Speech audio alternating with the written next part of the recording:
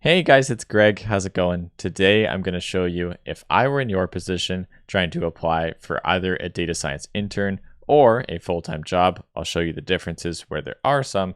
If I were you right now applying for a data science job, what I would do. Our first stop is LinkedIn 100%. Spend the majority of your time here. So at LinkedIn, you should be able to find this search thing. Go to this on the website that's on your computer, and we will just type data science in there. We can go to this tab and click jobs. By default, it's going to search for that title you gave and then in the country that you are in. So you should see data science in Canada for me or whatever country you are in. If you wanted to change the country to a specific one, well, you could choose, say, the United States is probably a pretty common one, and that will search for all data science jobs in the US. Unsurprisingly, there's a lot of Amazon ones. So that's what I'm seeing right now. If you actually wanted to apply to a particular company, and if you wanted to, say, apply to a company that you know has a lot of different jobs, like Amazon, well, we could easily search that in the company, and well, it's right there. You could do check Amazon. If not, you could search for that, and you could also do multiple. So we'll do Amazon and Microsoft. We see just with those two companies, there's 11,000 jobs on data science in the United States, which is pretty incredible. You could narrow this down if you wanted to go further into your area of expertise. You could do computer vision, natural language processing, analytics, whatever you wanted to do there to make it more specific, or you could do an experience level. And so if you were searching for internships, you could click that, or you're hoping for an entry level job, you could click that. But I will show you that these flags will really limit the number of jobs. And that's okay to a point, but watch. Entry level shows 0 results. So clearly that's not a good option. Even though that should be a good option, it's really not. So I very rarely use these flags. If you wanted to, occasionally internship is good, but as you see now, 3 results, there's somehow only 3 internships. That is definitely not true. And so these flags are to be used kind of scarcely.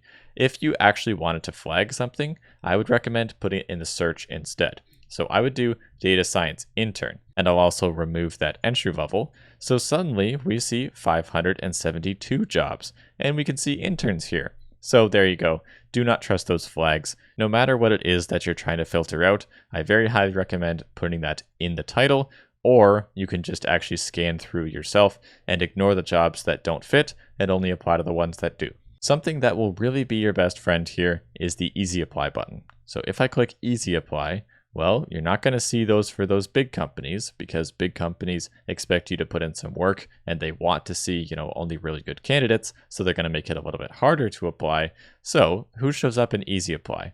Well, easier companies, and that's totally fine. Even as data science intern, which, only some of them will be interns, but a lot of them will be, we're going to see a lot of jobs in the US for data science intern under Easy Apply. What does Easy Apply mean? Well, if I were to click this, if I were to click Easy Apply, it does a very quick process of application all through LinkedIn, so you don't have to worry about going to the company website and doing any sort of complex stuff. Okay, you're just going to have your resume on LinkedIn. If you don't, then you'll upload it, and then you'll have that, and you'll never have to upload it again. A very quick process to apply. You can just click a bunch of easy applies on the position that you want, and your odds are going to increase quite a bit. So what if you're not doing easy apply, since this does really limit the number of jobs available? Well, taking easy apply off, we're going to go back to what we saw before. And okay, let's go to Microsoft here. So what happens if I just click apply? Well, it's going to wait here, and then it goes to Microsoft's official website. So you could have just as easily found this job by searching Microsoft's site, or even just searching in Google, and maybe that comes up there. You can find this job through LinkedIn or through other places. But no matter what, no matter how you're trying to apply to it, you're going to have to apply through this. And this is going to take a little bit longer. It's okay. Lots of people do it. Many people get jobs from this, and you can still apply pretty quickly once you get into the swing of things. But it is definitely a lot faster to do the easy applies. The obvious trade-off between the easy apply and the normal apply is that, easy apply is much quicker, but usually companies you may not have heard of, or some companies you still would have heard of in easy apply, but usually not quite as big as the biggest companies. Okay, this closely relates to the video I made yesterday. What are we talking about qualifications here? Because for this job, we see nothing too interesting in the title. It seems pretty difficult. What do they actually require? Well, they required, not preferred, is STEM in a PhD. Microsoft, I'd have to tell you, is usually pretty rigid about this. So if they're saying PhD, then they're probably serious and they probably will check that. But again, as I said yesterday, it's not always true. And so should you even apply to this? Firstly, it's not even close to illegal to apply to a job that has a required qualification that you do not have. It is definitely wrong to fake that you do have something. And so if you don't have that qualification, please don't say that you do. But until you get literally walled by them, as in they ask you straight up, do you have a PhD? Do not answer yes, answer no, and by the way, they're not going to consider you at that point. It's not usually a good use of your time to go through this process because you might get walled, but I'm telling you that there are some circumstances where, you might find that your friend actually got into this cool job where, they said that a PhD was required, but it really wasn't. To be honest, it's better kind of shooting your luck on the ones that don't have these weird requirements, or at least these really heavy requirements, because there's lots of good jobs that don't have that required. And so why would you kind of waste your time maybe going through an application and getting walled halfway, or just secretly getting declined in the background without knowing it after putting in a lot of work for applying? There's lots of jobs here where you should have the requirements for that, and I would recommend applying to those. This is actually a really interesting job to look at, because what Boomsite here, by the way, a company I've never heard of, well, they say a bunch of data science-like stuff, and they have qualifications of self-motivated and willingness to learn. This has nothing to do with a degree at all. And this is getting completely more common. And so these people clearly, unless I missed something elsewhere, they are clearly okay for looking for someone that has Kaggle skills. They can do machine learning on there and solve interesting problems. Good coding and GitHub skills, and they document their code and you have cool projects. This is a perfect example showing proof that, you do not need these big requirements all of the time. However, it is still true that if you have a bachelor's degree in something prestigious, they will prefer you. If you have a master's, they'll prefer you. If you have a PhD, they'll prefer you. So you're still always fighting with those people that do have those credible things.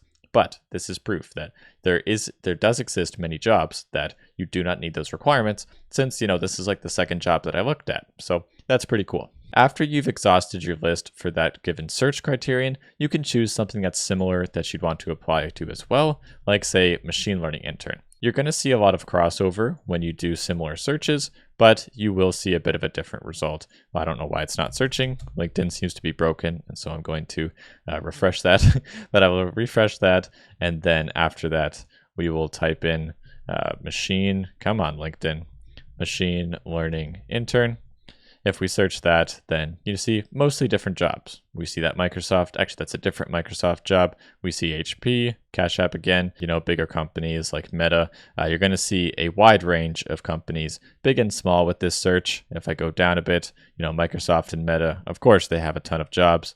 There's Apple as well, AMD, massive companies, but also Signify, and then Future Way, which, clearly not as big companies, although still from Santa Clara, they're still quite the company.